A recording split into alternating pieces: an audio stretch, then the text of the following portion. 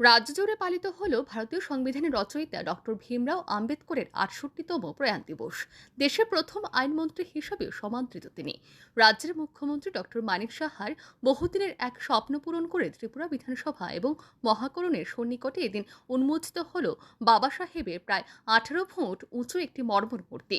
বুধবার মূর্তিটির আবরণ উন্মোচন অনুষ্ঠানে উপস্থিত ছিলেন মুখ্যমন্ত্রী ডক্টর মানিক সাহা, রাজ্য সরকারের প্রাণী সম্পদ বিকাশ, মৎস্য এবং তপশিলি জাতি কল্যাণ দপ্তরের দায়িত্বপ্রাপ্ত মন্ত্রী সুধাংশু দাস এবং ত্রিপুরা বিধানসভার অধ্যক্ষ বিশ্ববন্ধু সেন। কেন্দ্রীয় সরকার আর্থিক সহযোগিতা এবং রাজ্য সরকারের তপশিলি জাতি কল্যাণ দপ্তরের উদ্যোগে প্রায় ৫০ লক্ষ টাকা পেয়ে বাবা সাহেবের এই মূর্তিটি নির্মিত হয়েছে বলে এদিন জানিয়েছেন মুখ্যমন্ত্রী। জাতি জনজাতি সবাই একসাথে মিলে সুখে শান্তিতে যেন থাকতে পারে, এই রাজ্যে সরকারের তরফ থেকে সেই ইতিবাচক বার্তাই বয়ে এনেছেন মুখ্যমন্ত্রী। Bharat Ratna doctor B.R.. আম্বেদকরের জীবন যদি আমরা জানি বা ওনার সম্পর্কে যদি পড়ার চেষ্টা করি, মনে হবে একটা ইনস্টিটিউশন। শেষ নেই, ঘাত প্রতিঘাতের মধ্যে ওনার জীবন, এবং বিশেষ করে পশ্চাৎপদ শ্রেণীর যাদের সামাজিক উন্নয়নের চেষ্টায় উনি যেভাবে দলিতদের জন্য উনি যেভাবে কাজ করেছেন, আজও তা প্রাসঙ্গিক। আমাদের মাননীয় প্রধানমন্ত্রীজি বারবার যে দিশা নিয়ে বারবার কথা বলেন যে যারা পিছিয়ে পড়া, যারা দলিত ব্যক্তি, তাদের কিভাবে উন্নয়ন করা যায়, সেই দিশায় উনি বিভিন্ন ধরনের যে ফ্ল্যাগশিপ স্কিম বা অন্যান্য স্কিম করছেন। আমাদের সরকারও বিশেষ করে আমাদের এসসি ডিপার্টমেন্টের তরফ থেকে যেভাবে চেষ্টা করছেন, আমাদের সরকার যেভাবে চেষ্টা করছেন, অবশ্যই প্রশংসার দাবি রাখেন। এবং এটা একটা, আমি বলবো যে সামাজিক একটা আন্দোলন, সেই আন্দোলন আগেও হয়েছে। এবং প্রধানমন্ত্রীজি যখন 2014-তে আসলেন প্রধানমন্ত্রী হিসাবে, তখন দেখা গেল এই যে আন্দোলন আরও অনেক স্পিড বেড়ে গেছে, এবং সেই দিশায় আমরা কাজ করছি। এখানে মর্মর মূর্তি কোথায় আমরা স্থাপন করব, যখন আমাদের মাননীয় মন্ত্রী মহোদয় সুধাংশু বাবু আমাকে বললেন, আমরা আমাদের স্পিকার মহোদয়ের সাথে কথা বলে আমরা দু একবার এখানে এসেছি, কোন জায়গায় এটা লাগালে ভালো হবে, এবং সেই জায়গাটা আলটিমেটলি আমরা ডিসিশন নিলাম। কারণ এর আগে আমরা জানি যে বিধানসভা ছিল উজ্জয়ন্ত প্রসাদ প্যালেসের সামনে ছিল, যেহেতু এটা বিধানসভা ছিল, ওর সামনে সেই মর্মর মূর্তি ওখানে প্রতিষ্ঠিত হয়েছিল। আজকে সকালেও সেখানে আমরা গিয়েছি। তো আমাদের সেন্ট্রাল গভর্নমেন্টের সহায়তায়, আর্থিক সহায়তা সেন্ট্রাল গভর্নমেন্টও দিয়েছে, আমাদের ত্রিপুরা সরকারের তরফ থেকেও আমরা আর্থিক সহায়তায় এই মর্মমূর্তি এখানে আমরা প্রতিষ্ঠিত করেছি। মহান সমাজ সংস্কারক, ভারতীয় সংবিধান প্রণেতা, ভারতরত্ন ডক্টর ভীমরাও রামজি আম্বেদকরের তিরোধান দিবস উপলক্ষে বাবা সাহেবের মর্মর মূর্তিতে পুষ্পার্ঘ্য অর্পণ করে বুধবার তাকে শ্রদ্ধা জানান রাজ্য সরকারের মৎস্য, তপশিলি জাতি কল্যাণ এবং প্রাণী সম্পদ বিকাশ দপ্তরের মন্ত্রী সুধাংশু দাস।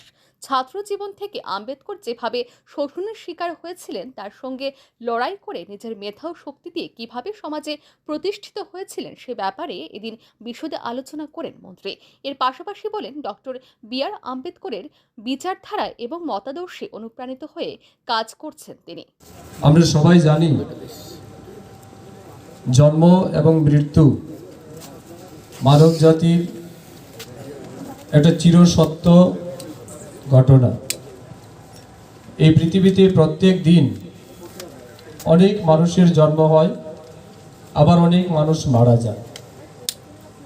কিন্তু এমন কিছু ব্যক্তিত্ব, এমন কিছু মহামানব এই গৌরবময় ভারতবর্ষে জন্মগ্রহণ করেছে, যাদের জন্মের কারণে নয়, তাদের কর্মের কারণে শুধু আমাদের দেশ নয়, পুরো বিশ্বব্যাপী তাদেরকে স্মরণ করে, মানুষ স্মরণে রাখে। Doctor B. আম্বেদকরজি বলেছিলেন, life should be great rather than long life.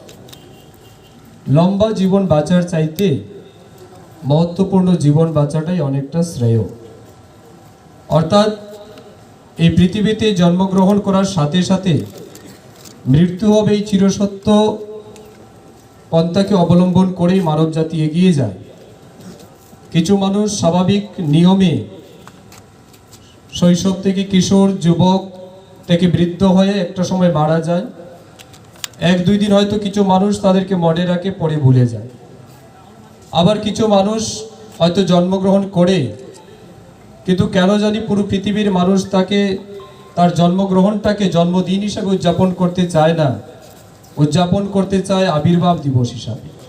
আমি বিশ্বাস করি যে পৃথিবী, যে ভারতবর্ষ, যে এক সময়ের পিছিয়ে পড়া মানসিকতার মানুষ ডক্টর বি.আর. আম্বেদকরজিকে এক গ্লাস জল দিতে পর্যন্ত রাজি হয়নি, যে ডক্টর বি.আর. আম্বেদকরকে স্পর্শ করলে তার জাতে যাবে, তার সমস্ত কৃতিত্ব নষ্ট হবে, এই মানসিকতার মানুষ যারা ডক্টর বি.আর. আম্বেদকরকে আজ তার জন্মের কারণে নয়, তার কর্মের কারণে, তার কৃতিত্বের কারণে, তার মেধার কারণে আজ আমরা স্মরণ করছি।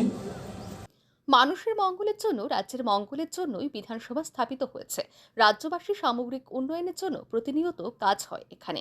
রাজ্য সরকারের ঐকান্তিক প্রচেষ্টায় বিধানসভার সামনে এই প্রথম স্থাপিত হল ভারতীয় সংবিধান প্রণেতা ডক্টর বি.আর. আম্বেদকরের মূর্তি।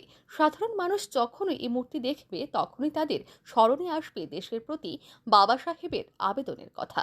বুধবারের অনুষ্ঠানে উপস্থিত থেকে এমনটাই বললেন ত্রিপুরা বিধানসভার অধ্যক্ষ তথা ধর্মনগরের বিধায়ক বিশ্ববন্ধু সেন।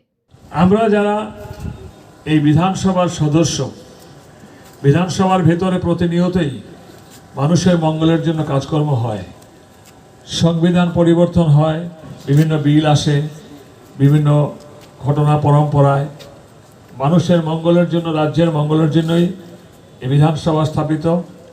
বিধায়করা, মন্ত্রিমণ্ডলীরা এই বিধানসভার সমস্ত রাজ্যের সামগ্রিক এবং জনগণের সামগ্রিক উন্নয়নের জন্য কাজ করেন। কিন্তু আমাদের সাংবিধানিক যিনি প্রণেতা ডক্টর বি.আর. আম্বেদকর সাহেব, ওনার সঙ্গে আরও 350 মতন সেই সময় সংবিধান বিশেষজ্ঞ ছিলেন ভারতবর্ষের বিভিন্ন অঞ্চল থেকে। মূল জিনিসটা তিনি ভিত্তিটা তৈরি করে দিয়েছিলেন। Sudhanshu rightly point out that ওই সময় যে কি সামাজিক টানাপোড়েন ছিল, কত কষ্ট করে সেই জায়গা থেকে উঠে উনি আজকে বিশ্ববরণ্য হয়েছেন। ভারতবর্ষ এমন একটা মহান দেশ, আমাদের প্রাতঃস্মরণীয় ব্যক্তিত্ব আমাদের প্রচুর আছে।